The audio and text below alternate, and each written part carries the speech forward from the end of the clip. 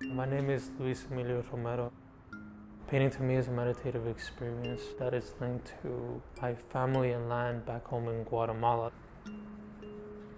My paintings are analogous to not just Guatemalan textiles, but also to tapestry and the tactility of the painting.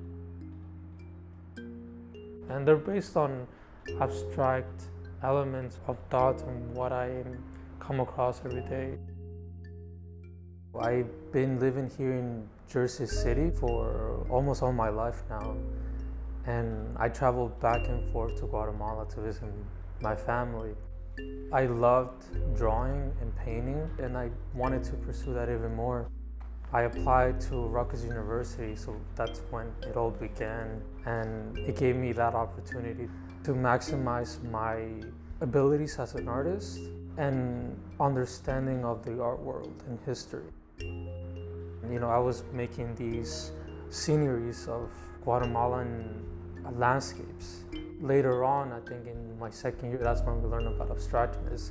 Kandinsky, Paul Klee, they had their own language.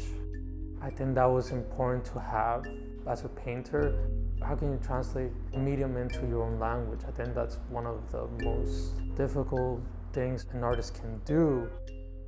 I began to work with vertical bands of abstract shapes. So I began to put them together in this continuous manner. And so I applied it to the whole canvas.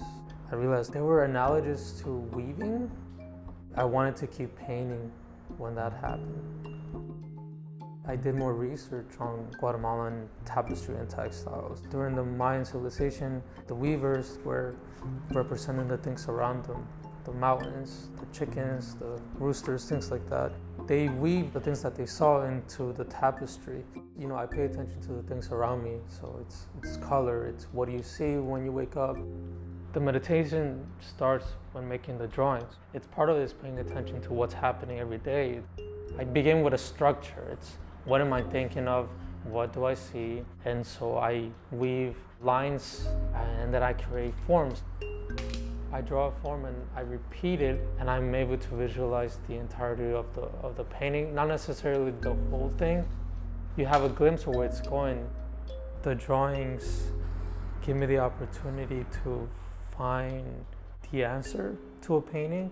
That's why I always draw and draw, and I keep that momentum going, and then they become the overall painting. And so I translate that into the canvas. I began using, in the beginning, just a pencil to do the outline, but now I'm beginning to use color pencil. They almost become like strings of threads. So if you have different colors, you're able to see the overall structure. It's almost like the skeleton. When you come across a painting, you change your perspective, and then you're able to get a glimpse of the different lighting that the texture absorbs. It's illusionistic because it changes your perception of color. I think they're meant to be seen in person. When people see my work, I do want them to create a relationship with my paintings, with color and texture too. I want them to see how it's made.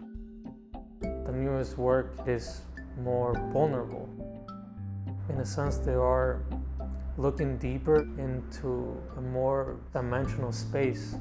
The lines weave themselves with the colors, so the spaces are free from the mark, from this shape or texture. And I was happy to reveal that to the viewer. With the mark, with this shape, I felt like I created my own language in the making of art. I created something that in a sense looks like tapestry, but it isn't. It's not just carving the whole painting, but also having the chance to leave areas open. So you have a combination of exposed color and mark and leaving the process open.